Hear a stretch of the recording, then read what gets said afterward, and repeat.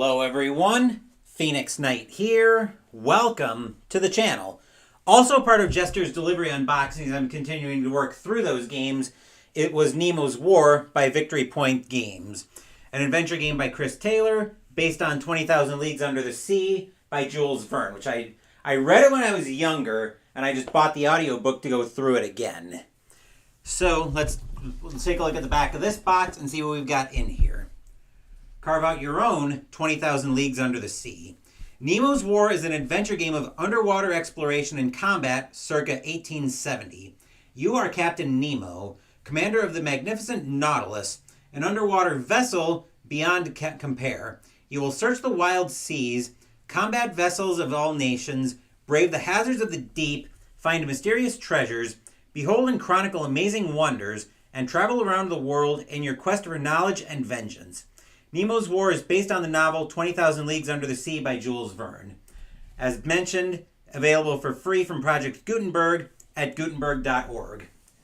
Good pickup. Well, it's not exactly a pickup, Higher Ground Gaming. I don't know if you were around for some of the backstory on some of the games I unboxed last night, but when I just realized that I wasn't going to like Appa Hockey and decided I was going to get out of it, Jester reached out to me almost instantly and said, hey, why don't we work out a trade for some of these games I know I'm going to get out of my collection. The games I had asked for out of that were Gloom and Shadows of Kilforth and a few of his Inside the Crease hockey seasons that I had, but he decided to throw in a few things he said he'd been holding for me. This was one of the games that he threw into that delivery. So let's pull the box open and see what we have in here. And this box is already a lot more cooperative than the box for Shadows of Kilforth was earlier tonight. So let's get the box open and see what we've got in here. We've got our epilogues, which is part of the adventure. I'm not going to thumb through that. Rulebook, however, I will thumb through toward the end. Let's see, I see our cards in here. And it looks like you left them sleeved, so very cool there. We've got some extra crew armors. These are, looks like we've got events in here.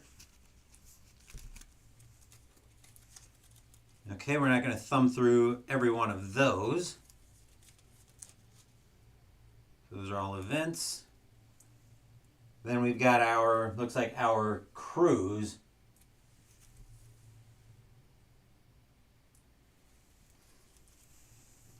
The game is too good for Jester. Well, I'm going to get this, I'll have to get this to the table at some point before I can pass judgment on any of that. Then we've got the board. We've got all of our components here, which I'm sure the rulebook will tell me what those are for. We've got all of our dice. Once I know what these components, more of what these components are, I may end up wanting to reorganize these. We've got, looks like more of our ships. More counters in here, which again, I'm sure the rulebook will tell me what those are for. And a product catalog for Victory Point Games. We got Darkest Night, which I wasn't the biggest fan of when I tried that out. Twilight of the Gods, Renegade, Healthy Heart Hospital, Chariots of Rome, and Thunder in the East. And then we've got the rest of our punch board. Presumably nothing for the insert, but the insert does handle sleeved cards just fine from the looks of it. This may be a rare, just don't play co-op tacked on. Okay, good to know. Hopefully the solo mode isn't just tacked on as well, because if it's a tacked on solo mode, I'm probably not going to like that. If it was built with solo in mind, then I'm going to be very warm to that most likely, but I will give the board a quick look before we go thumb through the rule book.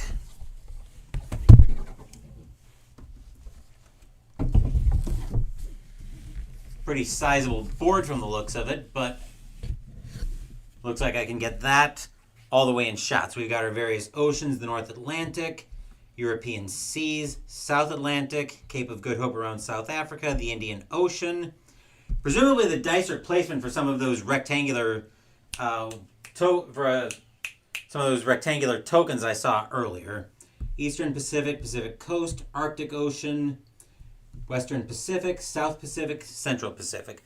Oh, and it's actually got a turn sequence on the board here along with a combat sequence. That is very handy. I do like games that put the turn sequence on the board. That way I don't need to go digging for a player aid for this. And it looks like there's a lot of information on here, actually. So that is going to be very welcome. Built for solo. Okay, that is very good to know. So we'll definitely look at getting that to the table at some point.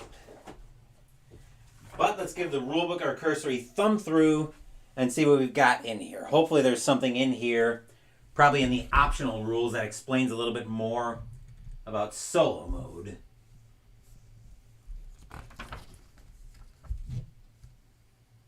Okay, looks like we got a color key on the different ship types.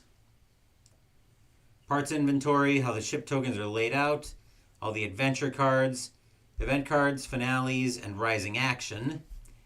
And it looks like a little bit of historical context on in the age of Steam. And yeah, definitely looks like the board is very well laid out. And it's also, it is a single player game of underwater exploration and combat around 1870. Okay, good to know. We've got everything being what they are. Actually, all the components and explaining what they are. So there will probably be a little bit more sorting once this gets into maintenance night mode. We've got all of our setup. And I really like how to prepare the deck. Ian O'Toole is the graphic designer. I don't know if the credits are mentioned on the... Oh yeah, artwork by Ian O'Toole. There he is. I'm reading the bottom of the box upside down. Not the easiest thing in the world to do, but I was able to manage it there at any rate. And I was going to say, knowing how I build decks like this, I usually build from the bottom up. So I actually like that step A is at the bottom of the deck. So yep, you build this deck from the bottom up. Game setup, looks like I'll need a couple of opaque containers as well. Fortunately, I've got my plastic, wherever they are, my solo knockoff cups in here somewhere. I think they're in the closet. Hang on while I confirm that. Opening closet door.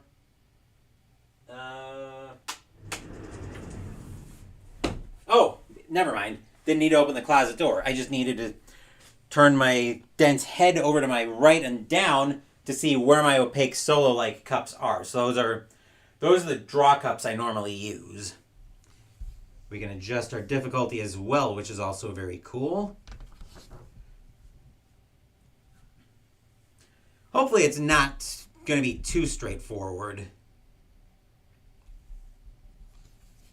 Okay.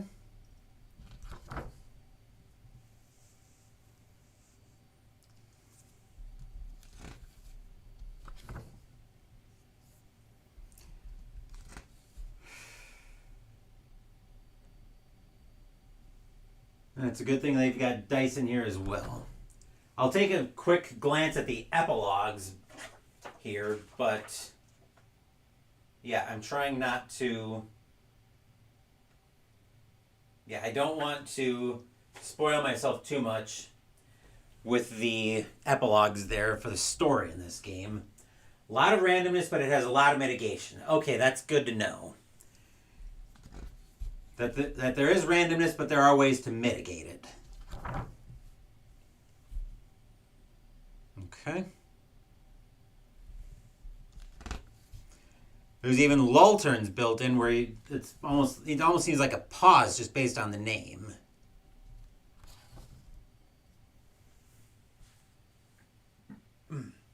Excuse me. And all of our actions here. Okay. How combat works.